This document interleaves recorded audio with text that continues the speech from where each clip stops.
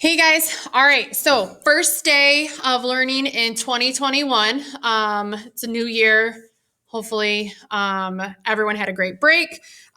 Great job yesterday with the goal setting. If you haven't submitted those, please do that. Today's notes are going to seem a little different because I'm going to try to keep you on track with my face-to-face kids. So I'm recording early, so you don't have to listen to my classes actually in the background. So today we're going to talk about symmetry, and I think that you've already kind of seen symmetry before, but we're just going to chat about it again. So we're going to talk about two different types of symmetry. There's rotational symmetry, and then there's line, or I call it reflection symmetry. In your assignment today, they will talk about line, but I'm going to call it reflection, and you'll see why here in a second. So the first thing we're going to start with is rotational symmetry. And I really only have one example to show you on that because I think that, well, I'm hoping that after I do one example, you'll see what rotational symmetry looks like. So rotational symmetry is if you can take a figure, rotate it, and it lands back on itself and it kind of like looks the same. So for example, if I have this star, I have another star underneath it to try to help with my little visual here. I'm going to move this up. So I have this star, and if I were to rotate, now remember, rotate means turn. Of course, this isn't going to cooperate. If I were to take this star, this top one here, and rotate it, I have to ask myself, would it land on itself and look the same? So if I take my star and rotate it, it lands back on itself and looks the same. So this has rotational symmetry because I can rotate the top star and it will continue to look the same. So it has to be less than 360 degrees. So if I have something like, let's see here. If I have like this trapezoid, if I were to turn this trapezoid, I can't make it look exactly like this until I get all the way back around. So this would not have rotational symmetry because I can't rotate it and make it look the same until I get all the way back around.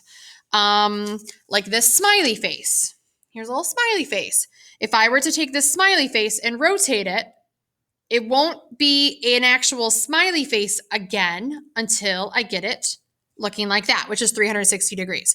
So this does not have rotational symmetry. This does not have rotational symmetry.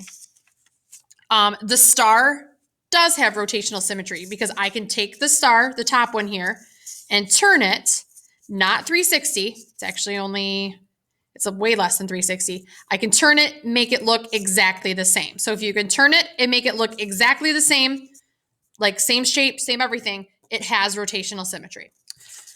So that's rotational. The next one is line or reflection symmetry. This is the one that I like to think that you should be familiar with. But in my many years of doing this, I've learned that sometimes things that I think that you know, maybe you drifted off to sleep in class.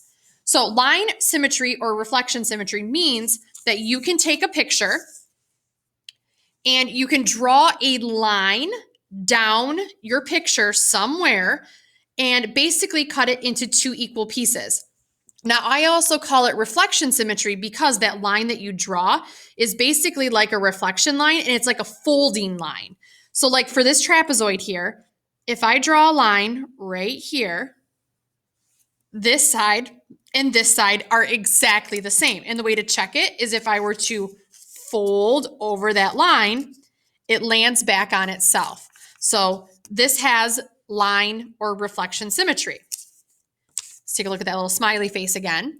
This also has line symmetry. If I were to draw a line straight down his face, I don't know why it has to be a he, just decided that right now.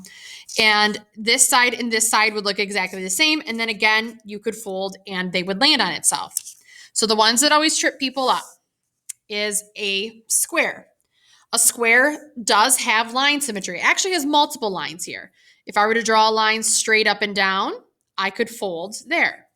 If I were to draw a line left and right and I folded, it would land on itself. Diagonal, here to here, it would land on itself. And diagonal here, that would land on itself. So this has 4 lines of symmetry. You won't have to worry about figuring out how many lines, but this has many, many lines of symmetry. A rectangle has only 2 lines of symmetry. Everyone always says 4, but I'm going to prove you wrong. So it does have the vertical right here, straight up and down. If I were to draw a line here and fold over, that works. And if I were to draw a line left and right here and fold, that works as well. Everyone always wants to say the diagonals. So I want you, if you have a sheet of paper, to grab it and from the diagonals, fold across. And what you're going to see when you fold across the diagonals is that it doesn't land on itself. So even though a rectangle, for some reason, people think rectangles and squares are kind of the same, and they are. We'll get to that next in a couple of units. In terms of their line symmetries or reflection symmetries, they are not. Today, you're going to see also the option for no symmetry. So basically, if you have a figure that you can't draw lines through, or that you can't just rotate, then it has no symmetry. And it's kind of hard for me to find examples of that because almost everything I feel like has symmetry. The other thing you're going to see on your assignment today is this thing called point symmetry.